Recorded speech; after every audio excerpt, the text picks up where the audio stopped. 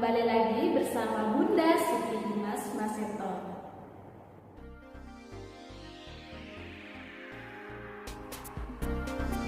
Sebelumnya Bunda ucapkan selamat kepada anak-anak kelas 8 yang sudah naik kelas ya. Teman-teman sekarang sudah kelas 8 nih, kelas Ibu Sina namanya. Oke. Untuk pertemuan pertama kita di pelajaran ilmu pengetahuan alam, di bab pertama kita akan mempelajari tentang sistem gerak pada makhluk hidup.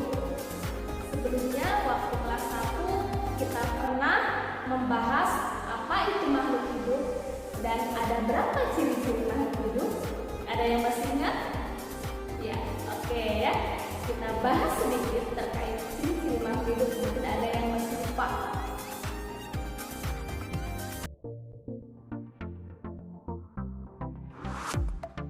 Silahkan dilihat ciri-ciri makhluk hidup.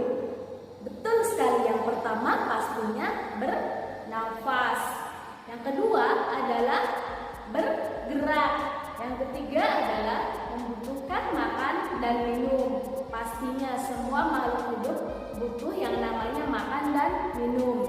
Terus yang keempat ialah mengeluarkan zat sisa atau dia berekspresi ya. Yang kelima dia reproduksi, ya berkembang biak, bertambah banyak gitu. Yang keenam apa? Ada masih ingat?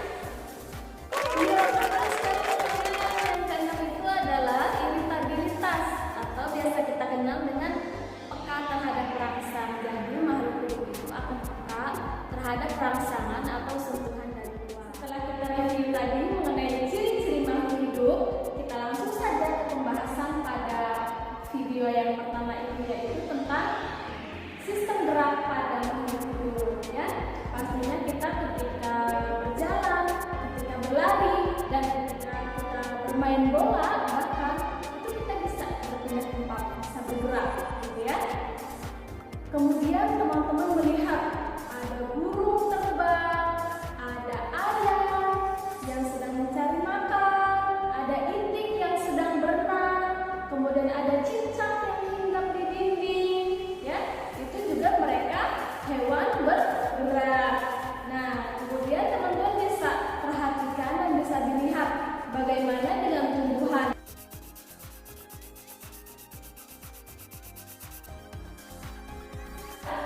Ya, tanaman itu bergerak dengan proses yang lambat ya. Mungkin ada yang di sekitar rumahnya, yang di belakang atau yang di kebun, yang menanam semangka, menanam anggur. Itu bisa dilihat ya, tanamannya agak melilit-lilit dan menjalar. Itu juga kan bergerak, tapi dengan perlahan ya. Karena manusia, hewan, dan tumbuhan itu termasuk makhluk hidup gitu ya. Bergerak juga merupakan salah satu dari ciri-ciri makhluk hidup. Pada video ini pertama kalinya Bunda akan membicarakan dan membahas bersama teman-teman semua terkait gerak pada manusia ya. Pada umumnya manusia itu sama halnya dengan hewan-hewan mamalia. Sistem geraknya terdapat dua. Yang pertama sistem gerak aktif dan yang kedua sistem gerak pasif.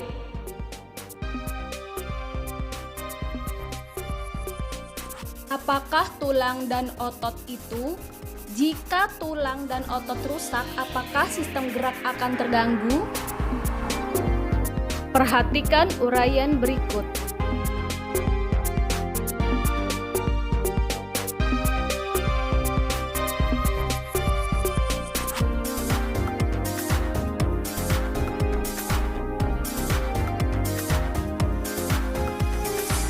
Pada manusia dewasa, tulang rawan ini hanya terdapat pada bagian yang memerlukan elastisitas, seperti daun telinga, cuping hidung, dan cincin trakea. Tulang rawan terdiri atas anyaman serat yang memiliki sel-sel tulang rawan, atau disebut juga dengan kondrosit, yang menghasilkan matriks kondrin Nah, matriks tulang rawan ini tersusun dari serat kolagen dan kompleks protein karbohidrat, disebut juga dengan kondroitin. Gabungan serat kolagen dan kondroitin membuat tulang rawan menjadi kuat dan fleksibel. Ada 3 jenis tulang rawan. Pertama yaitu tulang rawan hialin, tulang rawan elastis, dan tulang rawan fibrosa. Selanjutnya, tulang rawan hialin merupakan bentuk tulang rawan yang paling banyak. Tulang rawan hialin ini punya matriks yang homogen dan bersifat halus serta transparan. Tulang rawan hialin terdapat pada batang tenggorokan atau trakea, di cuping hidung, di persendian, serta antara tulang rusuk dan tulang dada. Sedangkan tulang rawan elastis bersifat lentur dan matriksnya mengandung serat elastis yang bercabang-cabang. Tulang rawan elastis terdapat pada epiglotis dan bagian luar telinga. Selanjutnya adalah tulang rawan fibrosa. Tulang rawan fibrosa ini bersifat kurang lentur dan matriksnya mengandung serat kolagen yang tidak teratur. Tulang rawan fibrosa terdapat pada antara ruas tulang belakang.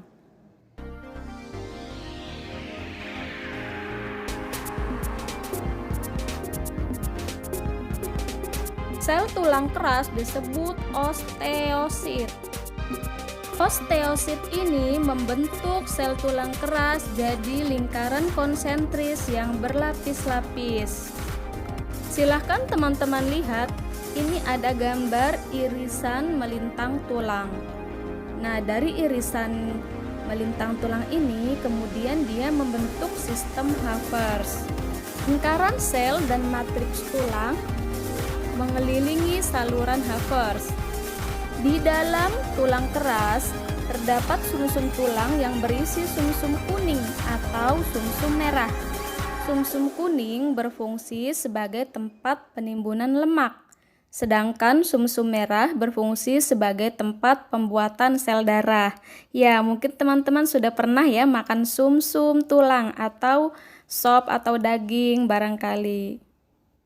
Pembentukan dan perombakan tulang keras itu diatur oleh kalsium, fosfat, vitamin D, hormon kalsitonin, dan hormon paratiroid.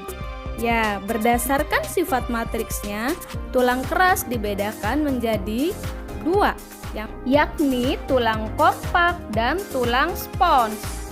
Tulang kompak merupakan tulang dengan matriks yang bersifat padat dan rapat, misalnya lapisan luar tulang pipa. Bisa dilihat gambarnya.